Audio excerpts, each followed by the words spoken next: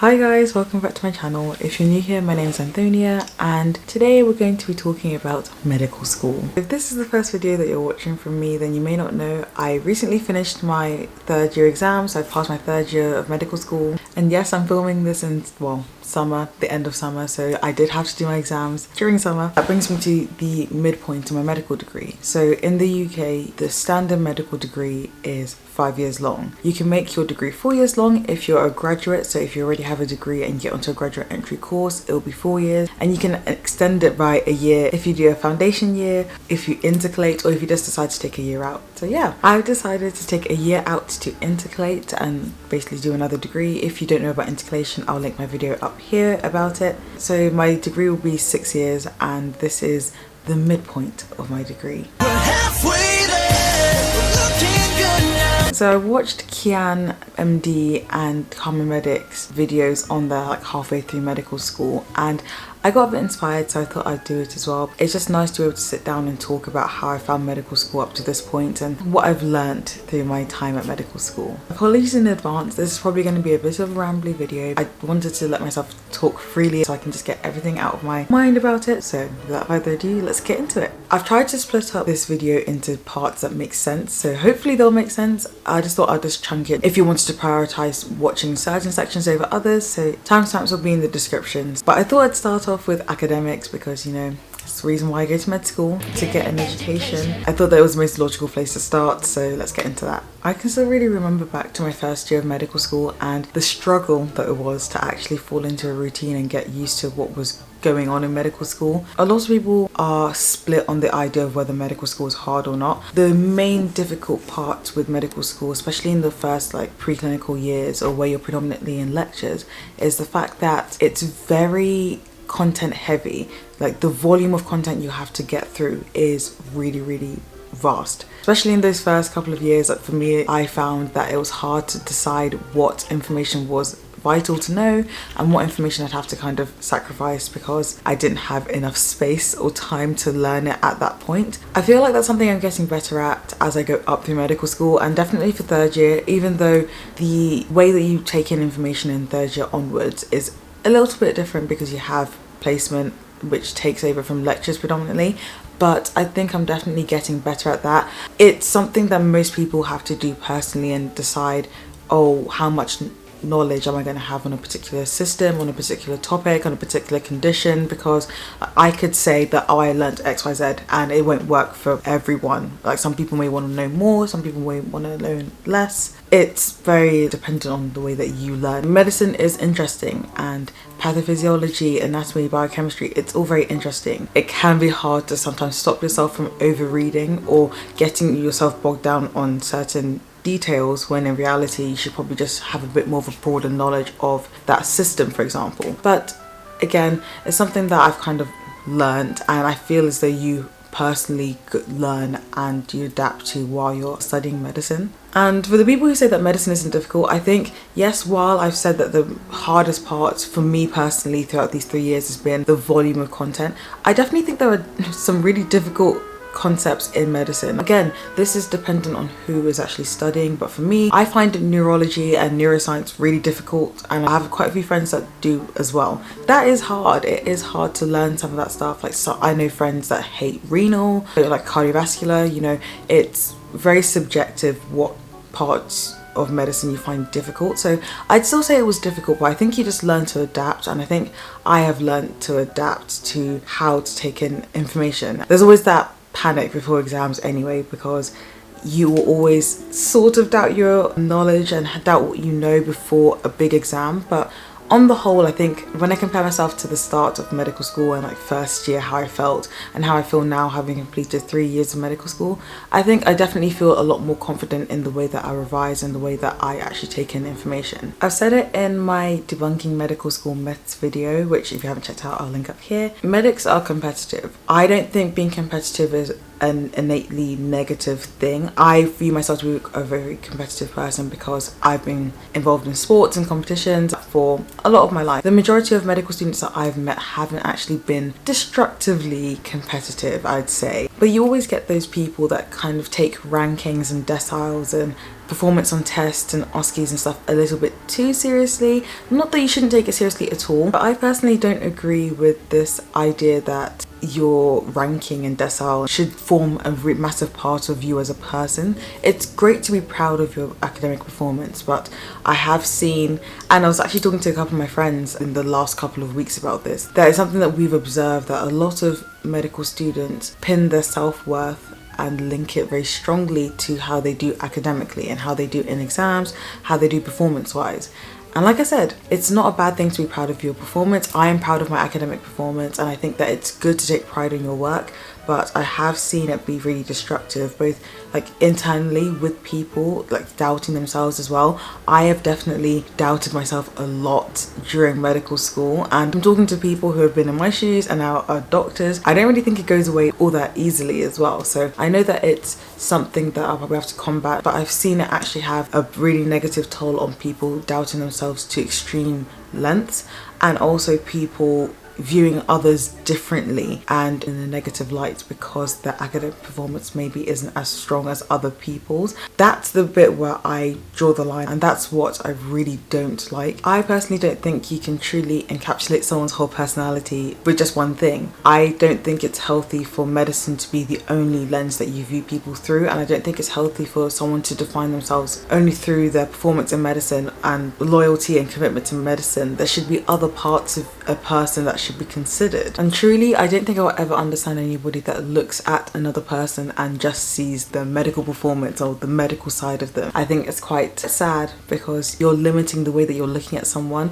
and I've seen it manifest in very, very negative things, which is why I'll just leave it at sometimes you'll encounter people who are judgmental in that way, and the best thing to do is just leave them. They'll most likely learn by themselves that that's not the way to be, but it's just not anything that you should be concerning yourself with at all. My third year of medical school, I started placement, and even though it was cut short by the pandemic, I found placement to be really, really rewarding and really, really exciting. It's not exciting every day. I'm actually going to be completely real with you guys. There are going to be some days you go to the hospital or to your GP or wherever, and you're probably going to spend the day in the library, or you're going to spend the day wishing that you could have gone home early or something, and that's okay as well. I think I put a lot of pressure on myself at the start of third year to be completely engrossed in medicine and to never feel bored, and to always be super excited by the prospect of going on a ward round.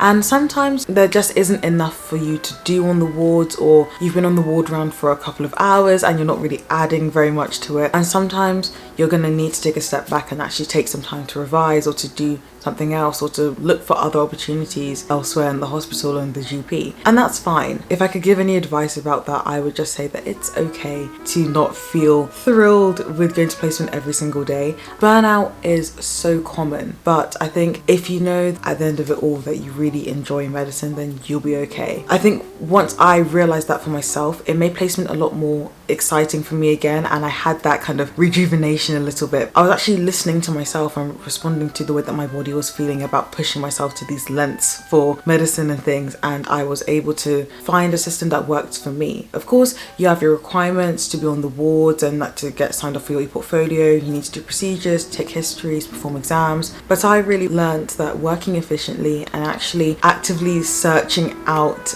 opportunities to do these things and trying to seize opportunities as they come, like if you have a nice doctor that's willing to explain things to you, actually sticking around and waiting for them to explain things, it was really beneficial. But it also meant that I didn't overwork myself trying to look for opportunities, and I was also able to, you know, take my time to revise as well. I think my overarching learning point really for the academic side of medical school was just being receptive to yourself, listening to yourself, and actually trying to find something that works for you, whether it's learning lectures and content or whether it's being in placement. I also think that it's important not to put your whole self-worth on your academic performance, because you are so much more than a grade, you're so much more than a ranking or a decile. I found that those things have really helped me throughout my medical journey. I'm going to move on to relationships, friendships and mental health for the next section, because I think those are really important aspects of medical school, or just life in general. I would say friendships wise in medical school, I have gone through lots of ups and downs, but overall, I've actually been so lucky to find true friends. It can be difficult to actually find people that you properly mesh with and that you can depend on, and that they can depend on you, and you just feel completely supported and you feel like you can give that support as well. But I feel like I've gotten really lucky. I think I found like a handful of people in my med school city that have just been absolutely amazing, and I've been blessed enough to maintain some of my friendships from high school and sixth form as well. I think a combination of my faith, my friends from uni, my friends from back home, and my lovely family, even though they're normally thousands and thousands of miles away from me, have really kept me afloat during these past 3 years. But I said I've had some ups and downs in friendships, and I'm going to keep it 100% real with you guys. I have met people in med school who I was once friends with and I'm no longer friends with, and that's absolutely a normal part of life. I came into medical school with this very idyllic approach that, oh, I could be friends or friendly at least with everybody and that'd be absolutely fine. But I've learned over these past 3 years that sometimes it's not possible. Sometimes there are just people that you will meet that you just won't really gel with. Nothing against them, nothing against you. Your personalities might just be a bit different and just not really work together, but that isn't a problem. You just have to kind of move on with your life. And I wish I had done that more, because I spent a lot of time feeling guilty that I wasn't friendly with everybody, or that there were some people that just rubbed me up the wrong way, and I looked at it as an issue with me as opposed to an issue with not even them, just like the friendship was just probably not going to work at that point. So you have to realize that you cannot be friends with everybody. You really just can't. And I know that some people are going to look at this and be like, well, duh. But for me, that was a big learning point. Another one with friendships, if you see red flags in a friendship, don't force yourself to be friends with that person. Like, just move on. There have been a handful of times in medical school that I've had a bit of an inkling and a suspicion that I wasn't really going to get on very well with certain people. But again, I felt that that was a problem with me and that I needed to push myself to be friends with these people regardless. And you just don't. You don't need to worry about that, because if it's going to end up making you unhappy and just uncomfortable, then there's literally no need. The world is a big place. You're not going to be friends with everybody, so that's absolutely fine. Life is taxing enough. University is taxing enough. Medical school is taxing enough on your mental health. There's literally just no point of adding that extra stress on yourself. And in terms of mental health, I feel like sometimes the medical school doesn't really help at all, like the medical school themselves. For example, having the exams in summer and me having to take them at literally 1 a.m. in the morning because of time differences, even though I tried to inform them about this before the exam was set in stone, that took a toll on all of my peers in my year anyway, and all the people that had to go through that in the years above and below. But it took a really massive toll on me as well. Sometimes you feel like the medical school isn't really on your side, which I'm sure isn't the case, but I have to be honest, like, I have felt sometimes that the med school makes some decisions that I don't really agree with.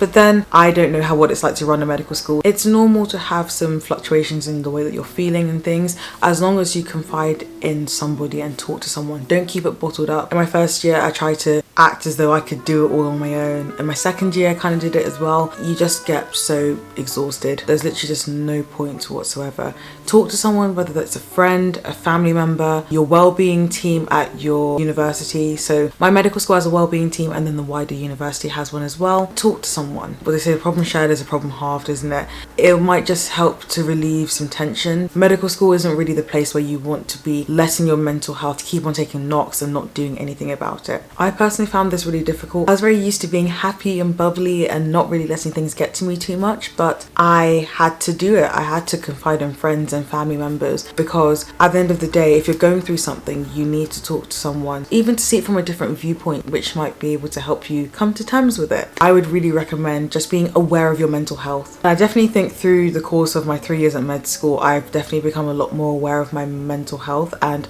trying to keep myself healthy. I didn't realize it back when I was doing it in high school, but I've always liked having lots of hobbies and doing lots of things. I find that that's a good way to cope with dips in mental health for me personally. So I'd always recommend like doing things, getting involved, getting active, even if it's just going for a run or going out with your friends or doing something like that, watching a movie. I'd really recommend finding your way to cope as well, because it can be tough. The pressure to do well, sometimes even things that you see on placement can really affect you as well. So be aware of your mental health. That's something I think that I have really learnt and that you guys should take on board as well. That leads really nicely onto my third section, which is social life and faith life. Social life plus medical school equals difficulty. It can be hard to have a social life in medical school, but again, I think this is predominantly about finding what works for you and just kind of rolling with it. I wish I could go back to first year and have first year time, because I thought that I was so busy in first year with lectures and seminars and things, but having been on placement and, you know, Monday to Friday you're in hospital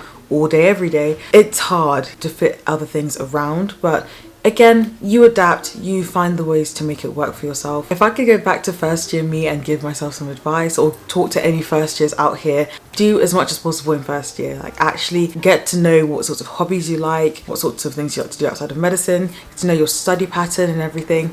You have time in first year, so use it. Utilize your time in first year, because by the time you get to clinical years, if you haven't tried out very many things, it's not impossible to try out something new, but it's a lot harder. I definitely wish I made more use of my time, but at the same time, I try to get myself involved in societies and doing other things, and you guys should too. I think what's quite nice, once you find the people that you like hanging around, is just like doing things with them, but you don't always have to go out or, you know, do something really active. You can order in, you can even have like a revision night together, you can have a movie night, just doing fun things outside of medicine with the people that you actually want to hang around with. Like I say, if you get into the routine of doing this from first year and actually leaving time for yourself to be by yourself and be with friends, then by the time you get to clinical years, you'll have to adapt, but it's a little bit easier to adapt. One thing that my friends and I love doing is finding cheap places to go on holiday, because, you know, student life, there isn't very much money there, but that's something that we like to do, so we try and do it once a year. Just finding your things to do. Maybe you go to a society with a friend, maybe you'll go to the gym with a friend or by yourself.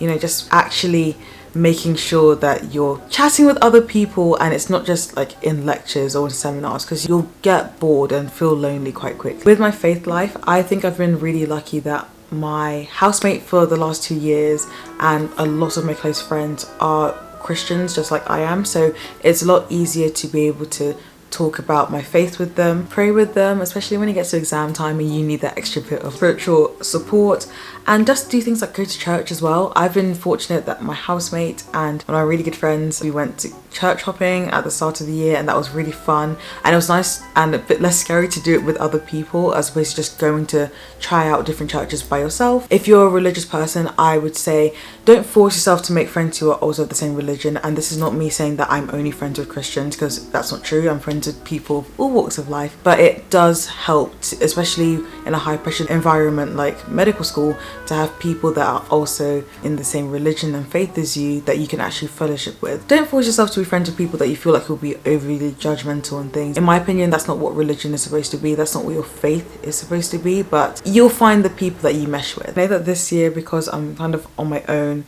in a new city, it's going to be a bit more difficult faith-wise, but I'm hoping that because I've been able to kind of grow in my confidence a little bit, by the time I'm moving in and things, it'll be a bit more easy for me to just throw myself in and try and get involved with as much as possible when it comes to church, and just get a bit more hands-on than I've been able to in the past. My next section in this video is going to be about money, because that is a very important part to talk about with medical school. In the UK, if you're doing undergraduate medicine, which is what I'm doing, then you get funded from student finance, so they pay tuition fees and they give you a bit of money towards your living costs called the maintenance loan. But for a lot of people, myself included, the maintenance loan isn't quite enough to cover my accommodation and stuff normally, so I rely on my parents for a little bit of help, and I also work as well. I've worked since I was 17, like continuously, work in the summers. I've worked at Build-A-Bear, Boots and McDonald's over summers and in my gap year, and I try and save up money as well, because I know that I'm probably going to need it, especially further down the line in my degree when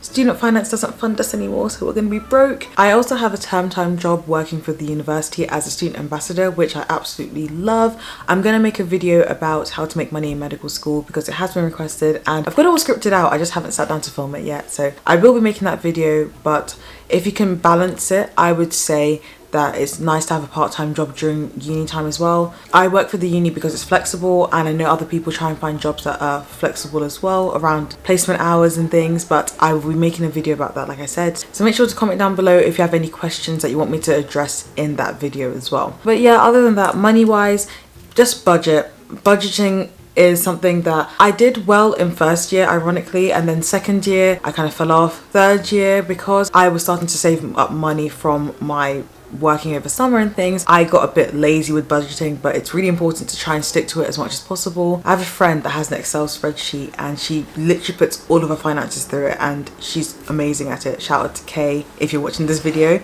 Honestly, your budgeting skills, amazing. Even if you're not super savvy like my friend Kay, who can budget really well, still really important to try and keep an eye on your spending. On the other side of the spectrum, I have friends who have spent all of their loan within a couple of days and they hadn't even paid their accommodation or anything. So keep an eye on your money. I've learned to definitely keep an eye on my money and to just do things, like I said, even when I got lax with my budgeting and things, I would do things like making sure I didn't order out more than once a week, or like once every other week or something like that. So putting little caps on that for yourself are really good.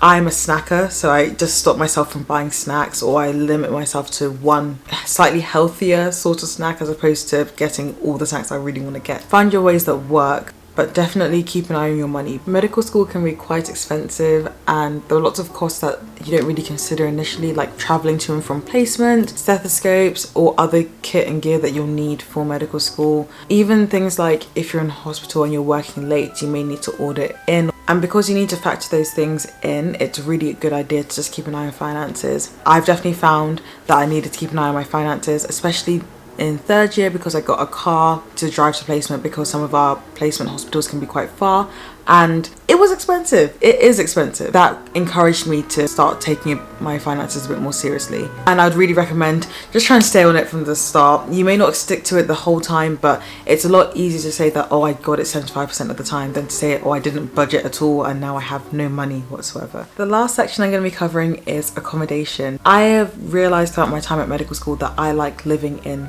controlled spaces, like smaller groups of people, and I've also learned that I actually don't really mind living on my own, which is very surprising to me. I consider myself to be quite an extroverted person, so I thought that I'd not really like living on my own. But in first year I lived in a flat, and I moved out of that flat about a month into uni. I moved into a studio and I absolutely loved it.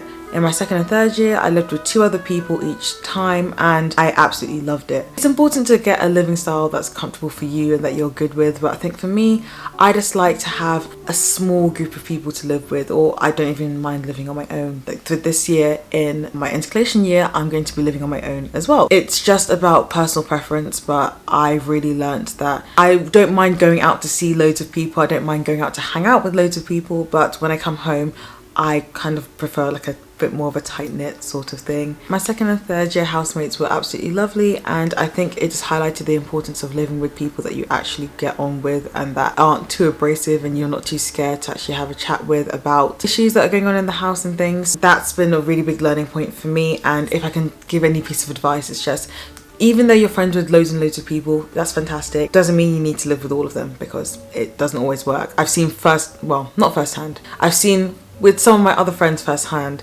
how sometimes bigger houses are more doomed to fail, but personal preference. And that brings us to the end of this video. I hope it's been interesting and informative. Feel free to leave any questions that you'd like me to answer down in the comments, or any video requests. Don't forget to like and subscribe, and I'll see you guys in the next video. Bye!